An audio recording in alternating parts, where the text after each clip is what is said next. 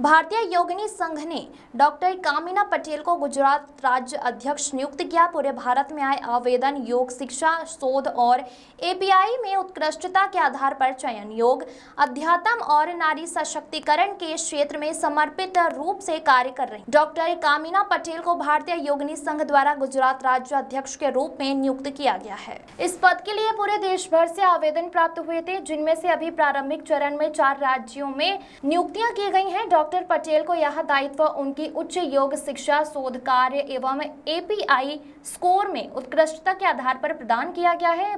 भारतीय योगिनी संघ का उद्देश्य सन्यासिनी साध्वी महामंडलेश्वर एवं महिला योगाचार्यों के नेतृत्व में एक संगठित और सशक्त महिला योग मंच का निर्माण करना है, जो देश भर में योग स्वास्थ्य एवं सांस्कृतिक जागरूकता फैलाए। डॉक्टर कामिना पटेल ने कहा, यह मेरे लिए गौरव का विषय है। मैं इस जिम्मेदारी को पूरी निष्ठा और समर्पण के साथ निभाऊंगी एवं मैं वास्तविक योग विद्या का प्रचार और प्रसार करूंगी ताकि जन जन तक शुद्ध योग की पहुंच हो सके।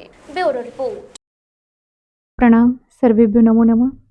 આજે ગુજરાત સ્થાપના દિનના દિવસે ઇન્ડિયન યોગીની એસોસિએશન તરફથી ગુજરાત સ્ટેટ પ્રેસિડેન્ટ તરીકે મારી નિયુક્તિ કરવામાં આવી છે, તેના માટે હું ખરેખર ગૌરવની લાગણી અનુભવું છું અને હવે મારી એક જવાબદારી પણ બની જાય છે।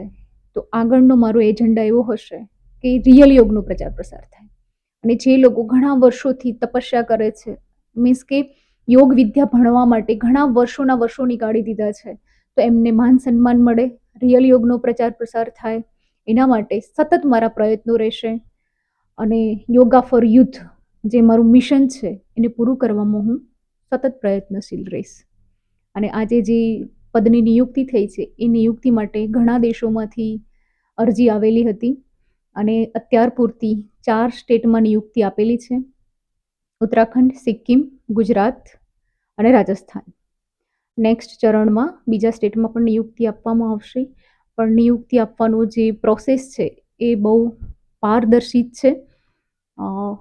યોગ વિદ્યામાં માસ્ટર, નેટ, પીએચડી, ઘણા વર્ષોનું સેક્રિફાઈસ, આ બધું જોવાના આધારે સંશોધન, એપીઆઈ, આ બધું જોવાના આધારે લોકો પદ આપતા હોય છે અને મને ઘણા વર્ષોથી એક હતું કે રિયલ યોગનો પ્રચાર પ્રસાર થાય, જે આજે હું આ પદ થકી